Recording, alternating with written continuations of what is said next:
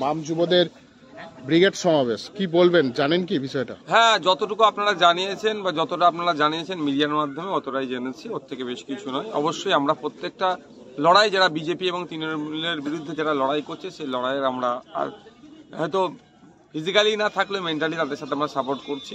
অবশ্যই আজকে বামেদের ডিআইএফআই এর পক্ষ থেকে ব্রিগেড ডেকেছে, আশা করব সাফল্যের সাথে তার প্রোগ্রাম শেষ করবে এবং কোনো একটা দিশা বাংলার মানুষকে দেখাবে। মানে আমন্ত্রণ পত্র পেয়েছিলেন? না না, ওরকম কোনো ব্যাপার না। এটা তো সংযুক্ত মোর্চার ব্রিগেড নয় যে আমন্ত্রণ করতেই হবে, এই ধরনের কোনো ব্যাপার না। এটা ডিআইএফআই করছে, তাদের একান্ত ব্যাপার এটা। ওভারঅল বিষয়টাকে নিয়ে কি বলবেন, মানে এই যে তাদের যে ব্রিগেড সমাবেশ? দেখুন, আমি আবারও রিপিট করছি, বিজেপি এবং তৃণমূলের বিরুদ্ধে যারা লড়াই আছে তাদের লড়াইকে আমরা কুর্নিশ জানাচ্ছি। ব্রিগেডে হয়তো ফিজিক্যালি প্রেজেন্ট না থাকলেও মেন্টালি প্রেজেন্ট থাকছে ওখানে।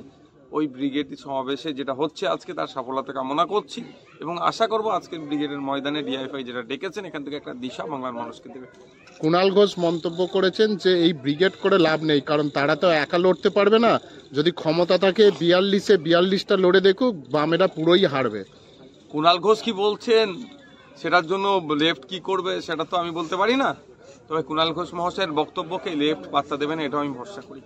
কারণ কুণাল ঘোষ মহাশয়ের পাস্ট রেকর্ড বলছে ওনার কথার সাথে কাজের কোনো নাই।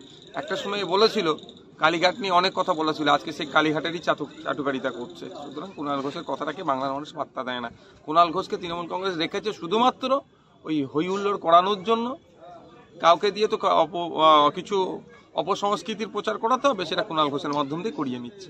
সন্দেশখালীর যে ঘটনা, শেখ শাহজাহানের বাড়ির কেয়ারটেকার যে অভিযোগ দায়ের করেছিল তার পরিপ্রেক্ষিতে ইডির আধিকারিকদের বিরুদ্ধে মামলা রুজু করল পুলিশ। নাজার থানা জামিন অযোগ্য ধারায় ইডির আধিকারিকদের বিরুদ্ধে মামলা দায়ের করেছে, কি বলবেন বিষয়টা? দেখুন, আমার সাথে হয়েছিল, আপনারা জানেন, আমার গাড়িকে এমন রাফ ড্রাইভ করেছিল, আমার গাড়ির ড্রাইভারের তৎপরতার কারণে আমি প্রাণে বেঁচেছিলাম। তারপরে কি দেখলাম, যে ড্রাইভার করেছিল সে ড্রাইভার আমাদের বিরুদ্ধে মানে থানায় অভিযোগ দায়ের করলো, সেটা এফআইআর হলো। আর আমি যেটা করলাম, যেভাবে একাধিকবার আমার গাড়িকে সাইড চাপছিল এবং আমাকে ভয়ঙ্কর দুর্ঘটনার সম্মুখীন করতে চেয়েছিল, এখনো পর্যন্ত সেটা এফআইআরটুকু হয়নি। কিন্তু আমাদের এগেনস্টে যেটা করলো সেটাতে আমাকে আমার ড্রাইভারকে একাধিকবার মানে দুজনকে ডাকলো, কোর্টও গেল, সেখানে এফআইআরও হয়ে গেল, মামলা হয়ে গেল। ব্যাপারটা হচ্ছে প্রশাসন পুলিশকে দিয়ে শাসক তার দলটাকে এখানে চালাচ্ছে। যাদের মাথা ফাটালো তাদের বিরুদ্ধে এক প্রকার মামলা রুজু হয়ে গেল। দেখুন, ব্যাপারটা হচ্ছে এই অন্যায় বেশি দিন টিকবে না, বেশি দিন থাকবে না। বাংলার মানুষ দেখতে পাচ্ছে যেখানে রেশন দুর্নীতি প্রায় 20,000 কোটি টাকার কত গল্প উঠে আসছে, আরো বাড়তে পারে। তার মধ্যে একজনের হিসাবে তার কোর্ট অর্ডার করেছে, কোর্টের অর্ডারেই ছিল, কোর্ট নির্দেশ দিয়েছে যে তদন্ত করার জন্য। সেই মোতাবেক সে তদন্ত করতে গিয়েছিল, একজনের বাড়িতে জানতে চেয়েছিল। এটা তো অপরাধের কি আছে? আমরা কদিন আগেই তো দেখলাম মদন মিত্রের বাড়ি, ফিরাদ হাকিমের বাড়ি গিয়ে তল্লাশি হয়েছিল, আবার খালি হাতে ফিরে এসেছে। তো শাহজাহান সাহেবের বাড়িতে গিয়ে তল্লাশি করতো, যদি অনৈতিক কিছু না থাকতো খালি হাতে ফিরে আসতো।